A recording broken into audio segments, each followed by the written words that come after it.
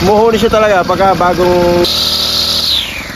Iyan lang naman ang damuhan sa aking sampayan. At sa nakarang episode, sinikap ko na mapabata at pakinisin ng todo-todo ito. Makinis na. Pero kung malalaman natin kung gaano talaga kapal itong Bermuda grass na ating sinisikap na alisin o kinisin o pabatayan sa madaling salita, ay ganyang kakapal ang damo ito sa ating sampayan. Ayan, visible na siya. Dumaan din tayo sa maraming abala at iba pang challenges. Ayun, alis na naman yung bala natin. Kung makikita nyo at the other end, challenging itong ating dadamuhan. But this is the thickest among the rest. Okay? Ayan o. Sarap sa punutan. Yung mga sweet pea na yan, galing na sa ating mini garden. Pinapasip-sip muna natin siya. At sa araw na ito, sa episode natin, panibagong pasakit na naman, ngunit hindi sa grass cutter, kundi sa akin. Sakit.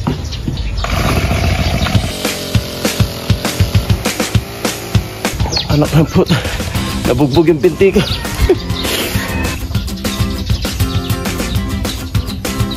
Basically, nabugbog talaga yung binti ko. Gayon din ay makakakita kayo ng kakaibang eksena at eksperimento rin para sa ating episode na to. Almost 20% na lang ating gagawin sa ating trabaho. This is the last portion of our workyard. Mas pino siya kaysa dito sa naon nating kinarga. Malaki. At ating tuklasin pa ang iba pang misteryo sa episode na ito.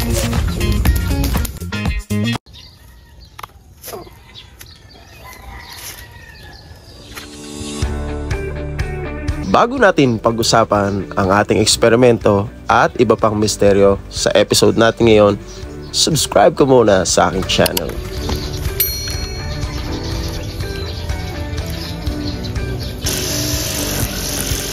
Akin ang ipinagpapatuloy ang pag-grass cut sa napakalawak kong lawn.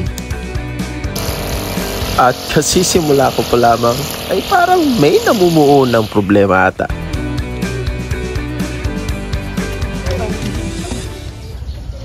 Sakit. Ano ba to? Tama yung pinti ko. At itong gilid na to na aking inuumpisang i-grass cut, ito ang pinakamakapal na gaya rin ng sa ating nakarang episode.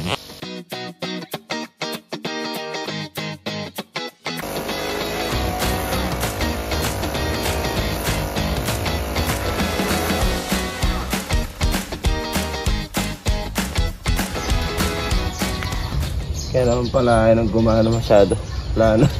Wala na isa.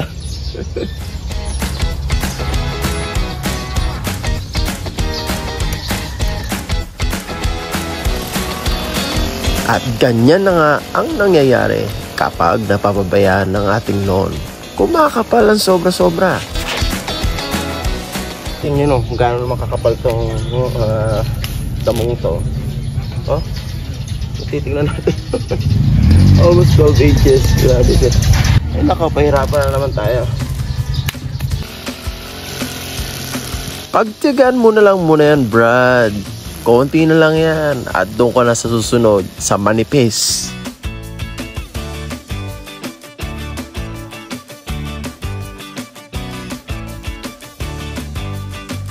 O, diba? Napagtiyagan mo rin at natapos mo yung isang kadiretso na yan. Ganyan ang proseso ng ating trabaho. Grass cut, kalaykay, ipon, paulit-ulit hanggang sa ito ay matapos natin. Keep on moving, boy, and go to the second line. Go!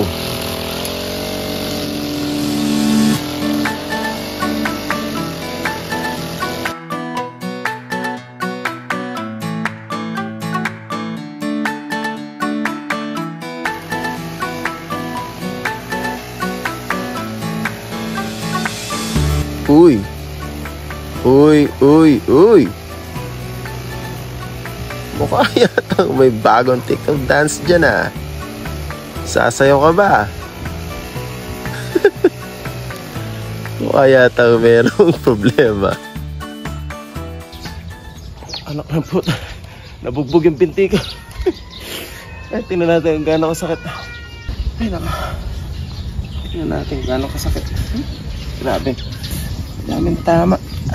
Hindi na makikita. So, basically, nabugbog talaga yung binti ko. Hindi natin makakubad sa ngayon. Pero pulang-pula panigurado ito. Napakaraming pasasig. Nabugbog lang todo ng mga buhangin o mga batong nandun sa ating ginagrass cut. Oh, it hurts. Uy, meron pa palang natitirang makapal. Yang mga pinag-alisan ng paso na yan. Tirahin na yan.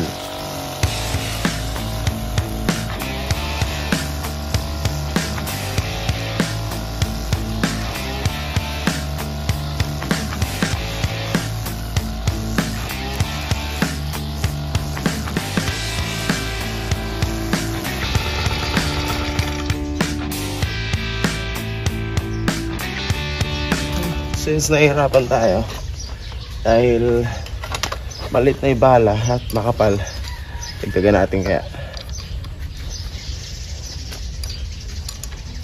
Kapal kasi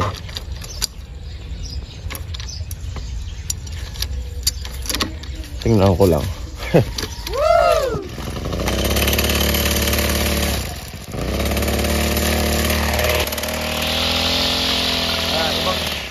Kung iba natunog, gumuhuli na naman siya.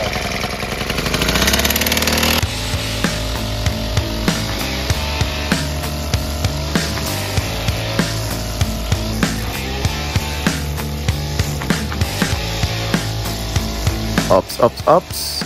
Hindi ako gumagawa ng bagong dance craze sa TikTok. Kundi, ang ginagawa ko ay sinusunod ko lang ang hawi ng mga lupa dahil yan ay pataas. O, di ba? Mas malakas siya. Wow. Ay, tuloy-tuloy lang.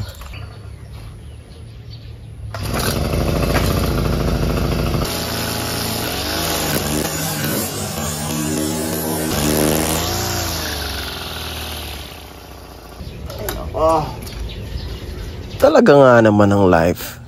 Walang forever. Uy, hugot.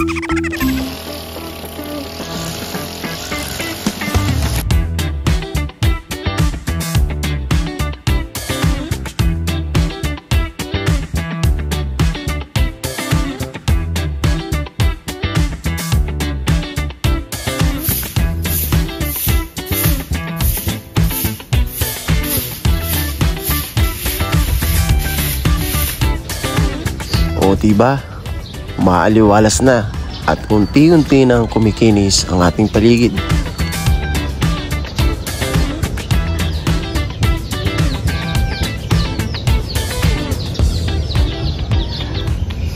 Alright, so almost 20% na lang ating gagawin sa ating trabaho. This is the last portion of our workyard kung saan manipis na lang itong ating gagawin sa portion na to. At itong lugar na to, maninipis nga siya at mayroon lang siyang kit ng mga nakasla. Hindi tulad sa kabila doon na talaga naman matindi yung nangyari sa ating pag-grass cut. Okay?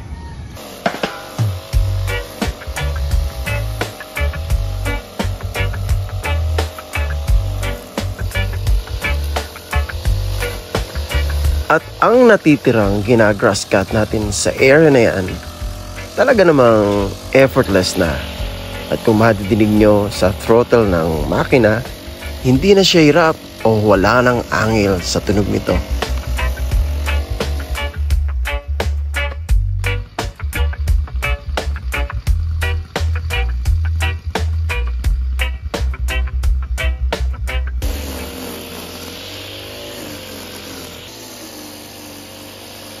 O ayan, kaunting-kaunti na lang at makapagpapahinga na rin tayo sa wakas. At tulad ng isang yan, isang kadiretsuhan na lang ang ating susuyurin.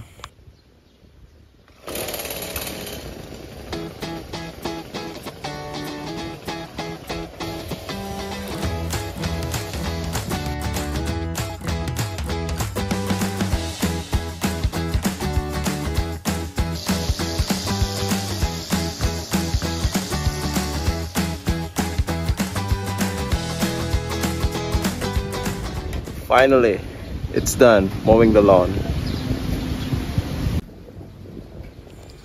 You're not done yet, bro. You gotta sweep and collect all the grass clippings.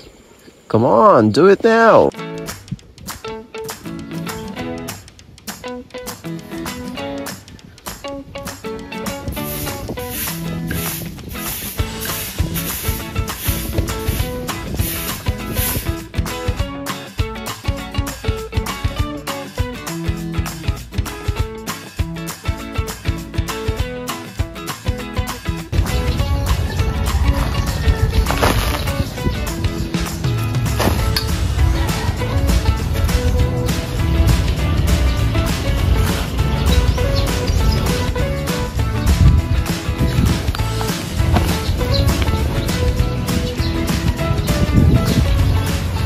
Kung papapisin natin, itong ginaskata natin na nahon ito yung pino, kaya kumakita natin.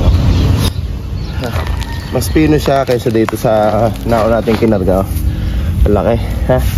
Dahil nga makapal yung gawin rito, yung ginaskata dito. Ito yung area na makapal. Ito yung truck ko kung tawagan, ha? Alam nyo, ginamit ko itong truck na to nung nilinisan ko itong area na to, itong mga manggahan na to. Ito ko hinila yung napakadaming damo, napakadaming pinag-aalis kong mga kalat dito sa area na to. So sa nakaraan nating episode, ito nga natin itinambak yung ating pinagdamuhan dyan sa lugar na yan. Ito, mababa na siya. So ilang pa na lumipas. Ayan, dati hanggang dito yan. Ayan, bumaba na siya dahil nabubulok na. Kaya lang natin mabulok dito, ha. Ganun din sa ginawa natin. Dahil sa kapal ng mga damo na inalis nga natin sa ating lawn, yan, truck talaga ang aking kinarga.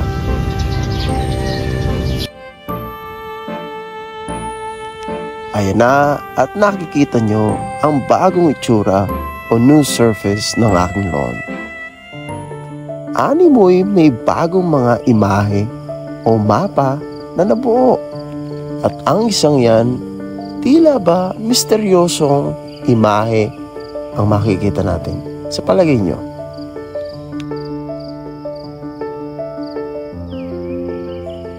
Matapos kong mapakinis ang napakaluwang na damuhan na yan sa aking bakuran, may hinaharap pa tayong suliranin. At hindi pa nga natatapos ang ating gawain. So ito yung puno na aalisin natin ngayon. Ito yung base na inalis na mahogany na nakahilera dyan sa paligid.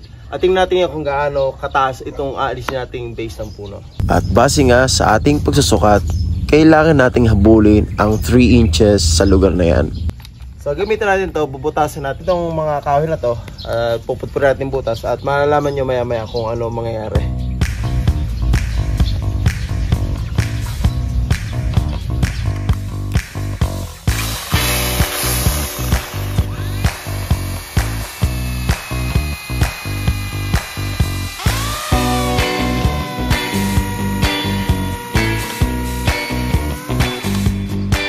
Ay ako, mukhang nahihirapan yung ating drill. O sadyang matigas lang siguro itong mahogany.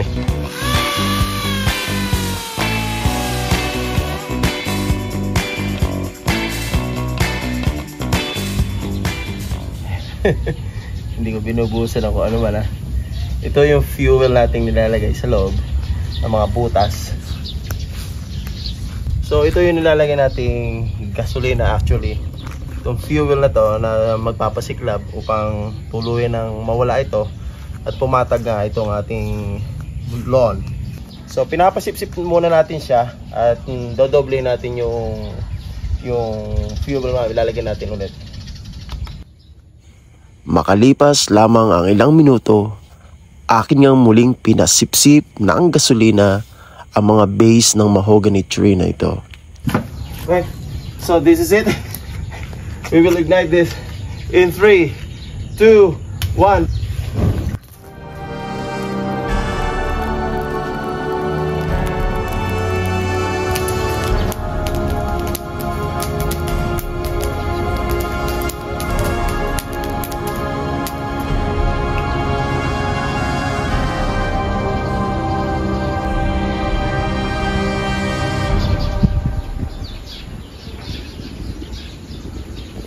Kinabukasan, kinuha ko lahat o kinolekta ang mga nakakalat sa ibabaw ng lawn na yan. Ang mga bato o mga pebbles. Actually, ang ilan dyan ay tumama sa aking binti na sadya talagang napakasakit.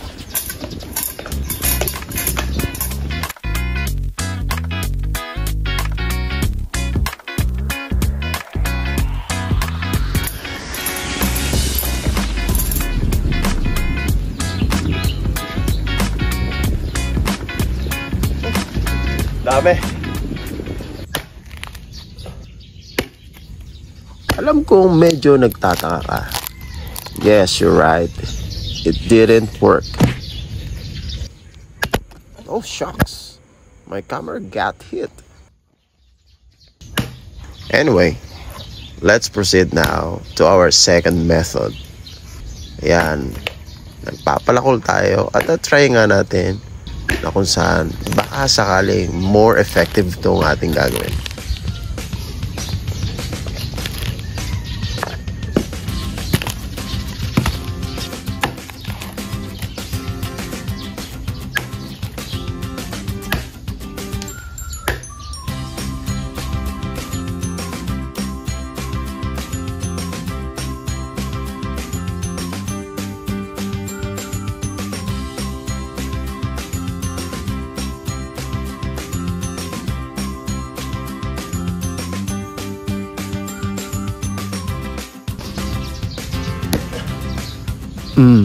Sabi ko na eh, matigas talaga yung gitna na yan. Ubod yan eh.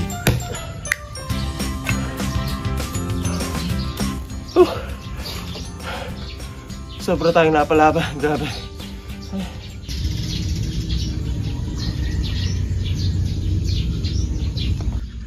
At yan nga ang pinakaubod ng puno na yan na sadya namang hindi matinag-tinag.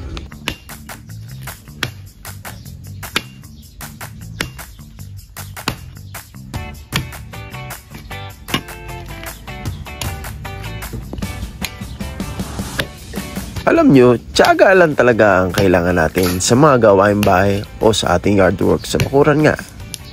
At kailangan din natin ng tamang diskarte upang makamtan natin ang hinahanap nating resulta.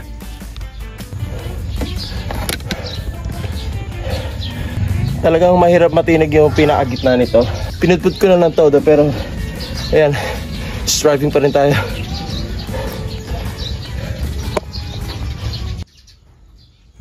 Ayan, at nagkalat ang mga mugmog o mga nagliparang kahoy sa ating pagpapalakol. So, ating gagawin, walisin naman.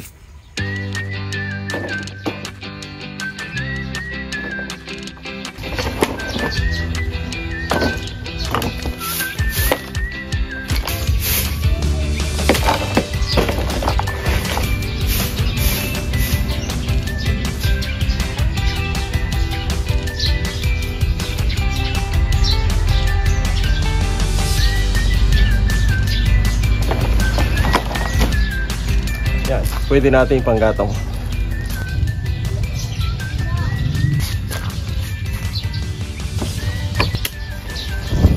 At sa pangalawang pagkakataon, aking muling susubukin kung matitinag ang mga ubod na yan.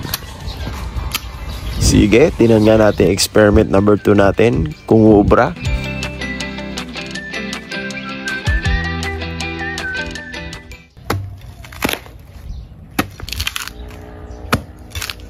Ito mga nakaumbok na to. Ito yung mga ugat ng mahogany na nakaalsa siya sa kapatagan ng Bermuda grass natin na sinisikip na nating patagin. At yun nga, sinisikip nating alisin gamit ang bareta.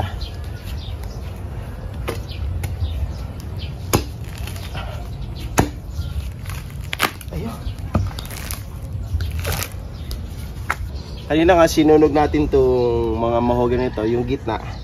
Kasi itong gitna na ito yung pinakamatigas na hindi talaga nakayanan. Hanggang ngayon, hindi pa rin siya natinag. Kaya ang gagawin natin sa ikatlong eksperimento natin, kakanan naman natin yung ating last resort para tuluyang maubos itong mahoganing matigas sa pinakagitna, sa pinakaubod.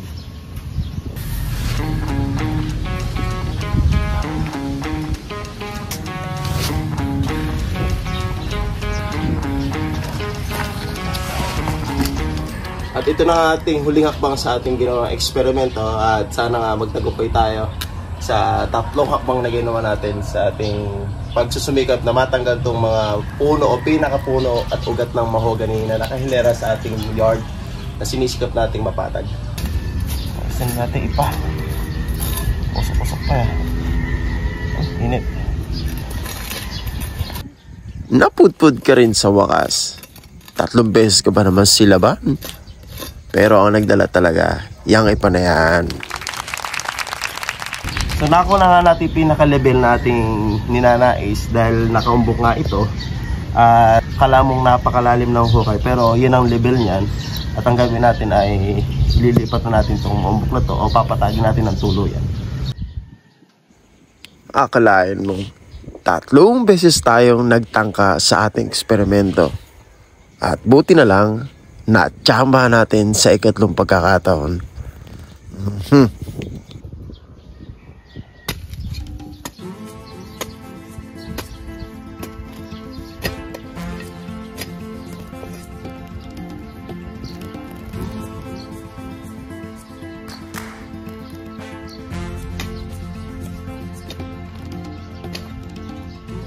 Okay, so ito rin mismo yung ating gagamitin dito na ipampapatag na dito at itatarin natin sa pinaka-lungkaw na to.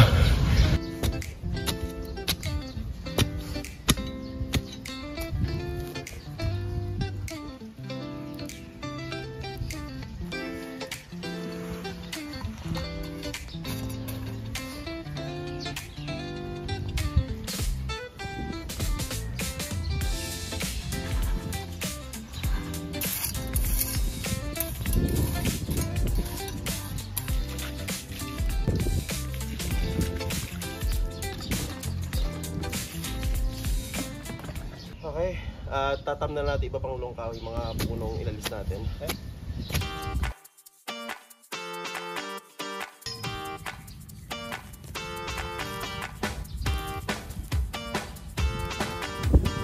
Well, ang layunin natin ay maging uniform ang area na yan.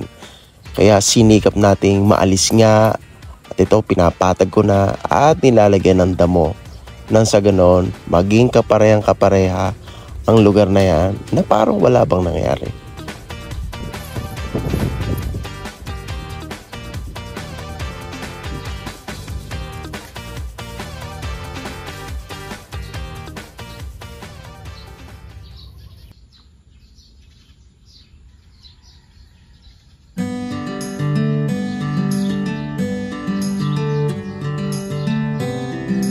At ito na nga ang bunga o inaasam-asam natin na tanawin sa ating lawn. Makinis, maayos at napakasarap pagmasdan ng ating mga mata kung ganito ang ating tanawin sa umaga. Well, mag-subscribe ka na sa aking channel and stay tuned for more videos. Anyway, yun na nga pala yung sampayan ko. Kinis na oh. Saan ka pa? Thank you for watching. See you next time.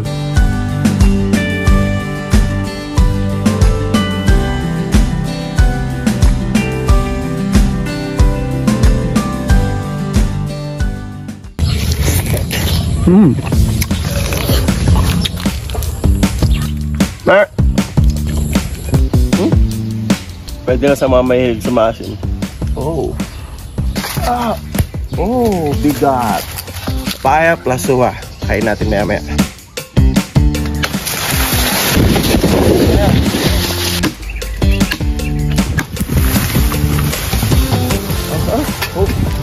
Oh, God. Oh. Alright. Kung matusok ka man yung thorn na yan, grabe.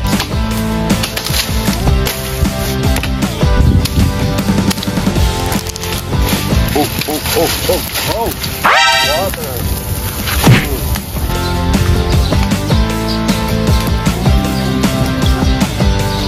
Buti na lang ako isang taon dito. Oh! Tamad, konti na mabulong na.